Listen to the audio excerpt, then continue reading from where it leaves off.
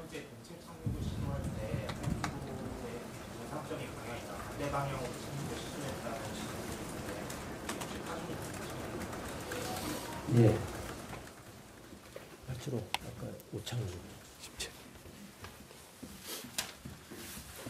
네, 현재까지 파악한 경위 간단히 말씀드리겠습니다. 그 활주로 01 방향으로 당초에는 착륙을 시도하다가 관제탑에서 조류 충돌 주의 경보를 이렇게 줬다고 합니다. 주고 직후에 얼마 안 있다가 조종사가 메이데이 선언을 했다고 하고요. 그래서 그 당시 상황에서 관제탑에서 활주로 19 방향 정상적으로 복행하지 않고 활주로 19 방향으로 반대 방향으로 그냥 착륙하도록 허가를 줘서 조종사가 수용을 하고 그렇게 착륙하는 과정에서 활주로를 지나서 로컬라이저라고 하는 항해 안전시설을 치고 담벼락까지 이렇게 충돌을 하는 사고가 발생했습니다. 방금 말씀해 주신 내용 혹시 시간까지 좀 붙여서 해주실 수 있으신가요? 예, 시간대가 같이 들어간 자료는 저희가 별도로 좀 정리를 해서 좀 배포해드리도록 하겠습니다. 지금 저희가 방금 이제 관제 기관과 조종사 간의 교신 내용을 제가 확인을 일단 초동으로 한 것이고 개략적인 어떤 내용만 말씀드린 거고요. 지금 현재도 세부적인 그 관제 기록 내용은 다시 저희가 좀 꼼꼼히 보고 있는 중입니다. 그래서 아까 시간대별로 어떤 그 기록들이 남아 있는지는 별도로 또 자료로 이렇게 배포해드리도록 하겠습니다. 그 메이데이 선언하고 나서 착륙까지는 시차가 얼마나 있었나요? 몇천 원 합니까 시차가?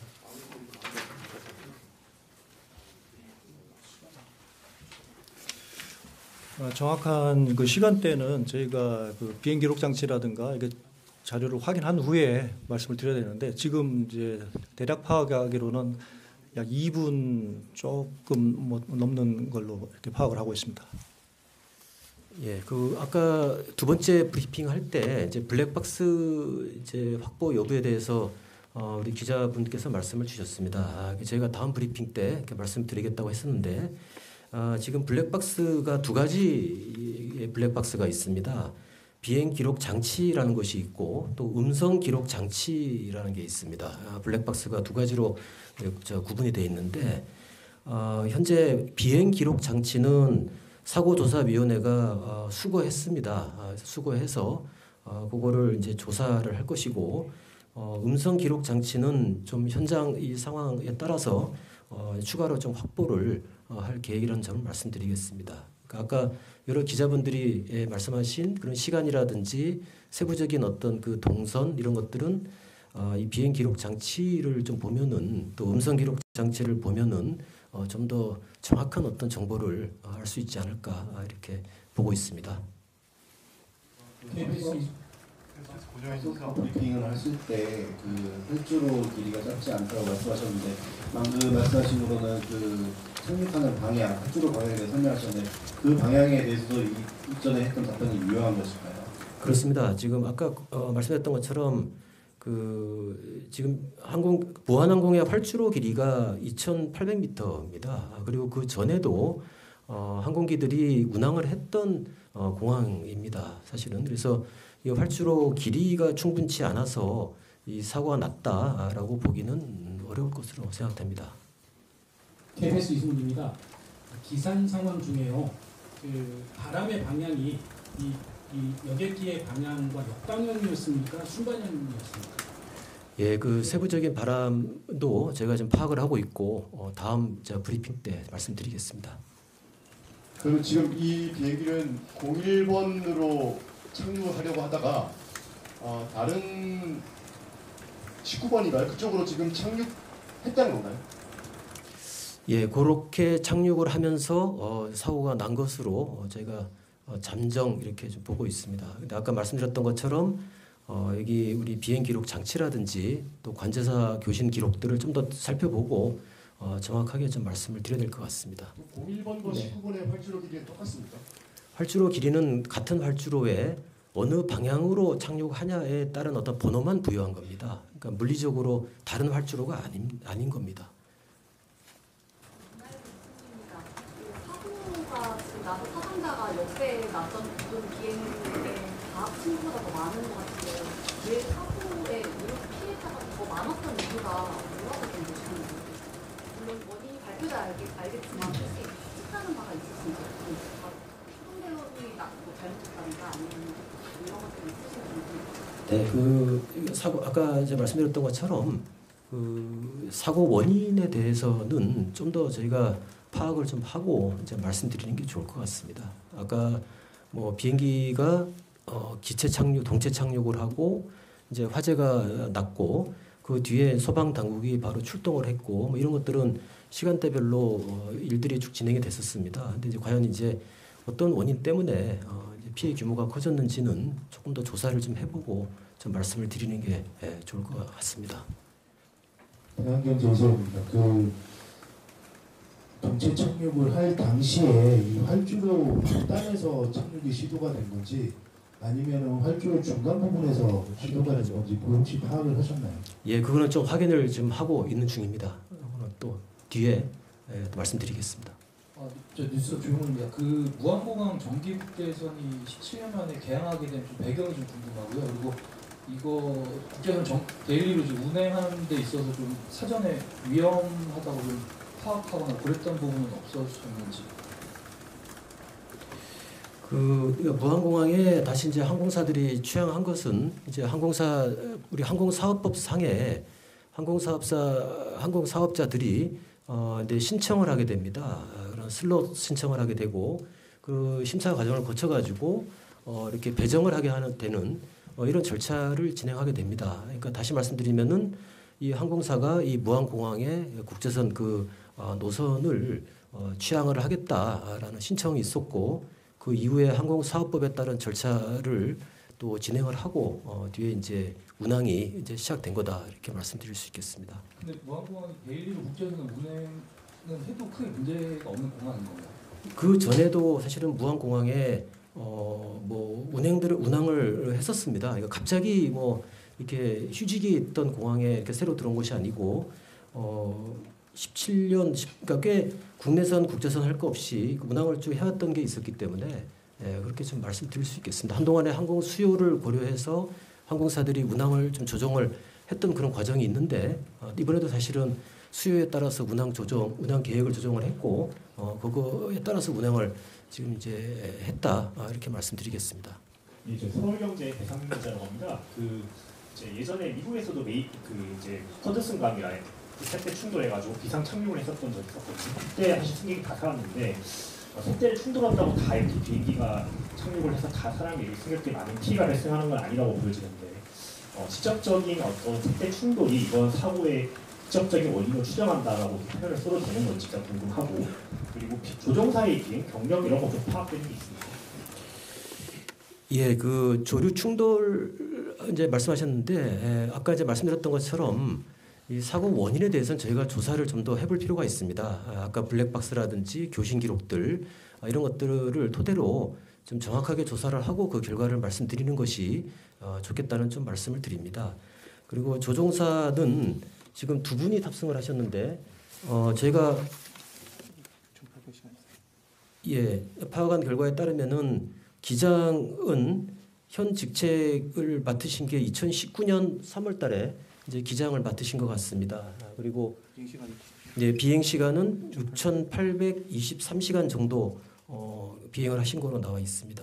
부기장은 여기 1,650시간 정도 비행 시간이 있고 그다음에 현 직책은 2023년 2월달에 이 직을 맡으신 거로 이렇게 되어 있습니다. 저 SBS 권영입니다. 질문 하나 좀 드리겠습니다. 아까 메이데이 이 교신을 하고 착륙하기 시차는 2분 정도라고 하셨는데 조류 경보를 조류 충돌 주의를 주고 메이데이를 한 것까지 그 사이 시차는 대략 얼마 정도인가 궁금하고요. 승무원 두 분이 승조하셨는데 기장이신지 아니면 일반 승무원이신지 궁금합니다. 말씀해 주시죠. 네, 관제탑에서 그 조류 활동 주의 언급하고 나서 조종사가 다시 활주로 1구로 착륙을 시도할 때까지 대략 3분 정도 소요가 됐습니다. 메이데이 요청하고 나서는 대략 한 2분 정도 되고요. 관제 주고 메이데이를 외친 그 시차를 말하는 겁니다. 그 사이는 한 1분 정도 이렇게 파악이 되고 있습니다. 정확한 거는 추후에 자료 확인을 하고 나서 교정이 돼야 될 것 같고요. KTX 관계자 여쭤볼 게 있는데, 그러니까 01 방향으로 착륙 시도하다가 이제 조류 충돌 경보를 받고서 얼마 안 있다가 이제 메이데이 선언이 있었는데, 그러니까 그 복행 여부 이게 복행으로 가야 되나요? 그러니까 01번으로 갔다가 메이데이가 선언이 되고 다시 19 방향으로 반대쪽으로 도는 방향이라서 이게 복행으로 가야 될지 그거는 맞는지. 네, 무당 절차상 복행이 맞고요. 다만 이제 복행을 하면 다시 그 반대 방향으로 돌아서 다시 01 방향으로 착륙 시도를 하는 게 맞는데, 아마 뭐 상황이 어땠는지는 파악해야 되겠습니다만은 그냥 짧은 쪽으로 01 방향으로 이렇게 관제탑하고 협의해서 착륙하는 걸로 그렇게 한 걸로 파악이 되고 있습니다. 그 앞서서 활주로 거리를 갖다가 이제 01 방향이나 19 방향을 했을 때 활주로 끝 지점에서 그 외벽까지의 거리도 동일한지 궁금하고요. 또 하나는 랜딩 기어는 안 내려오게 하는 건데 그 외에 제동 장치 뭐 에어 브레이크든지 이런 거는 정상적으로 작동했는지 이게 확인이 될까요? 예, 그 두 번째 말씀하신 그 부분은 저희가 조사를 좀 정확히 해야 좀 말씀드릴 수 있을 것 같습니다. 예, 지금은 조사를 아까 이제 말씀드렸던 블랙박스라든지 이런 것들을 입수하고 교신 기록들 또 현장 확인 이런 것들을 거쳐야 저희가 정확하게 원인을 좀 말씀을 드릴 수 있겠다는 말씀을 드리겠습니다. 그리고 아까 활주로 길이의 2.8km인데 그 아까 말씀을 주셨던 게 전체 길이를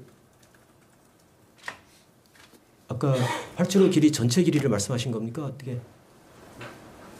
01 방향에서 19 방향에 대한 이 끝지점이 있을 거 아니에요? 예. 끝지점에서 외벽까지의 거리가 있을 텐데 이 외벽까지의 거리도 동일한지가 궁금합니다. 예, 그러니까 활주로는 하나입니다. 하나의 활주로에서 방향을 달리 쓰는 거기 때문에. 예. 그거는 파악이 돼요?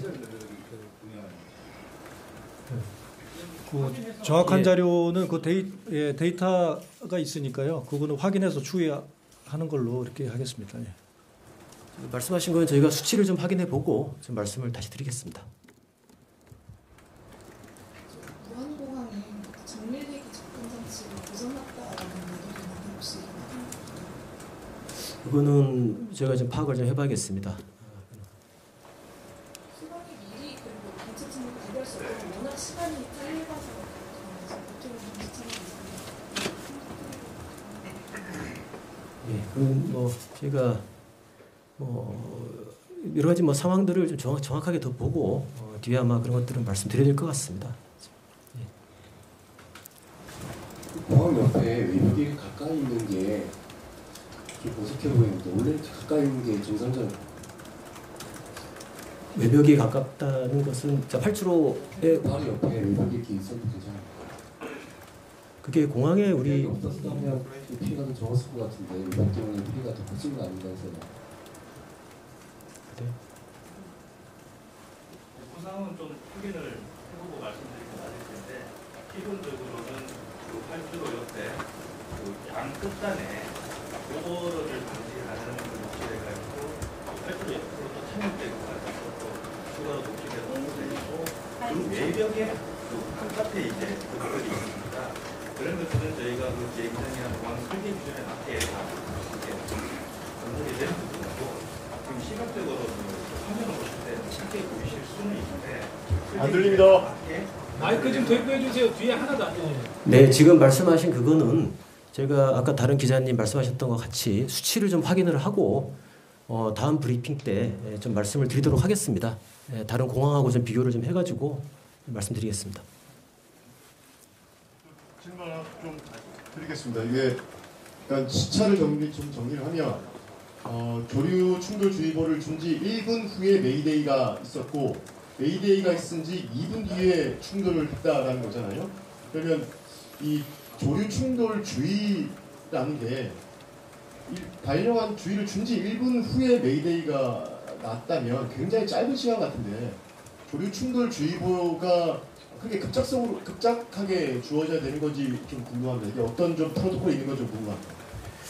그게 그러니까 당시에 이제 조류 충돌 위험을 경고했다고 하는 것이 아마 조류가 이제 출현을 했을 텐데요. 조류의 뭐 크기라든지 조류의 숫자 같은 걸 보고 아마 관제기관이 그 경고를 줬을 겁니다. 근데 이게 이제 당시에 어느 정도 규모의 그 조류가 움직였는지 요거는 제가 좀 파악을 좀 하고 말씀을 드리겠습니다.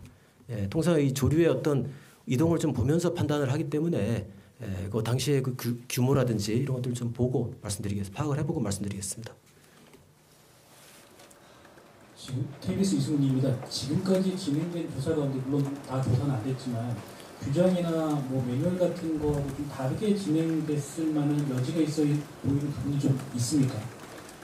예, 그 저희가 조사가 진행 중이고 조사가 진행되는 상태에서 법이나 어떤 뭐 정비 규정들 이런 위반 여부를 판단할 수 있을 것 같습니다. 이제 우리 비행기록 아까 블랙박스 비행기록 장치라든지 뭐 이런 것들이 이제 입수가 됐으니까 현장에 지금 파견 나가 있는 조사관들이 본격적으로 아마 조사를 진행할 겁니다. 근데 그 결과가 좀 나오는 대로 다시 한번 좀 말씀을 드리도록 하겠습니다. 공일 방향으로 착륙 시도할 때 메이데이를 하기 전에 조류 충돌 경보를 하기 전에 혹시 그러면 이 정도 거리면은 바퀴를 내렸을 것 같은데 혹시 내렸다 다시 올리는 상황일까? 이 부분은 잘 알 수는 없겠지만. 예, 그거는 제가 좀 확인을 해봐야 될 상황입니다. 예. 다음 브리핑이 또 준비되어 있으니까요. 일단은 질의 응답을 이것으로 가름하고 다음에 또 브리핑 때 질의해 주시기 바랍니다. 예, 이상으로